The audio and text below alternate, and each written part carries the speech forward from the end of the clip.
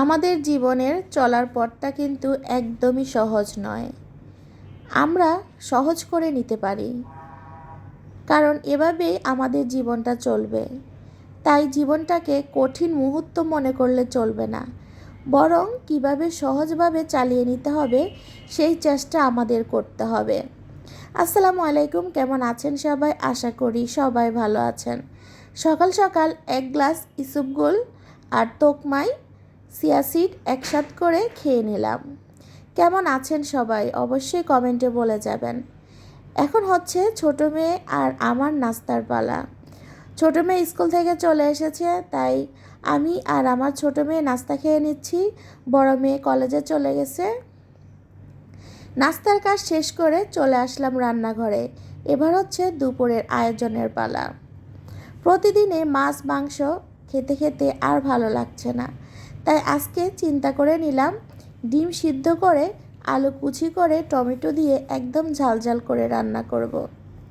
একঘেয়েমি খাবার কিন্তু সবসময় ভালো লাগে না, তাই মাঝে মধ্যে খাবারে ভিন্নতা আনা দরকার। তাই চিন্তা করলাম আজকে এই রান্নাটাই করে নিব। তারপর আপনাদের সাথে কিছু কথা বলি। আমরা যারা ভাড়া বাসায় থাকি তারা কিন্তু কিছু কিছু সুবিধা কিছু কিছু অসুবিধা নিয়েই কিন্তু আমাদের কাটাতে হয়। আর এভাবে আমরা প্রতিটা মানুষ কিন্তু নিজের বাড়ি গ্রামের বাড়ি রেখে শহরে থাকি। গ্রামের বাড়িতে নিজের মতো করে সব কিছু করেও নিজেদের প্রয়োজনেই শহরে থাকা হয়।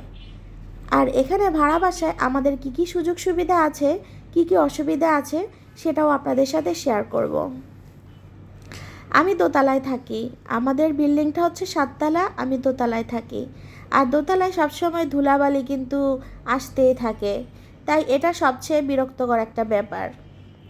তারপর হচ্ছে আমার পাশেই কিন্তু আরেকটা বিল্ডিং। সেই বিল্ডিংয়ের বেডরুমের জানালাটা আর আমার রান্নাঘরের জানালাটা পাশাপাশি। রান্না করতে গেলে এত একটা বিরক্ত লাগে।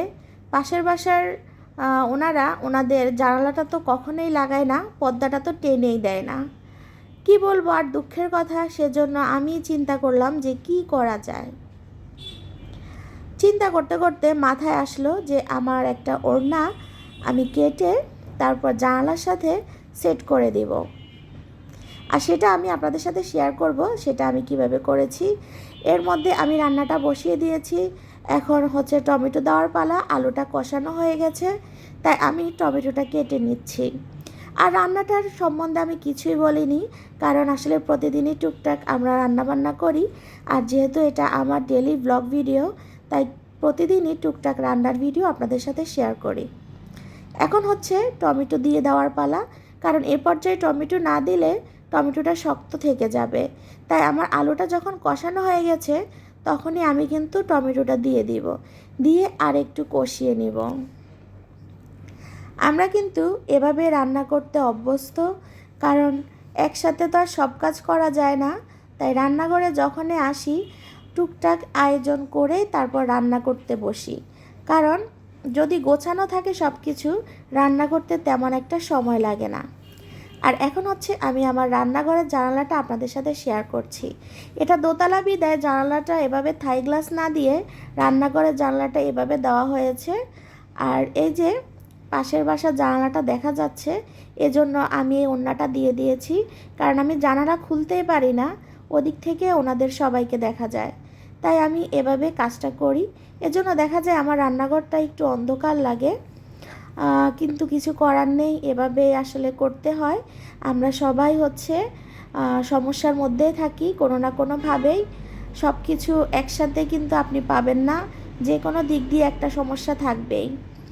আর আমাদের বাড়িওয়ালাটা খুবই ভালো, আর যে কোনো সমস্যায় উনি বললে উনি সেটা সলভ করার চেষ্টা করে। বাকি সব দিক দিয়ে খুবই ভালো আছি আলহামদুলিল্লাহ। ভাড়াটিয়া হিসেবে সব দিক দিয়েই সহযোগিতা পাচ্ছি ওনাদের কাছ থেকে। আমাদের এখানে লাইনের গ্যাসেরও কোনো সমস্যা হয় না, তারপর হচ্ছে পানিরও কোনো সমস্যা হয় না আলহামদুলিল্লাহ। এদিক দিয়ে অনেক ভালো আছি। তারপর রান্নাবান্না শেষ করে আমি চলে এসেছি, ট্যাং ফল কেটে নিয়েছি আর মেয়েদের সাথে বানিয়ে একসাথে খাচ্ছি। ট্যাং ফলটা আসলে সবারই খুব পছন্দ, এটা আমার তো খুবই ভালো লাগে খেতে, তাই আপনাদের সাথে শেয়ার করে নিলাম। আজকে এই পর্যন্তই, আল্লাহ হাফেজ, ভালো থাকবেন সবাই।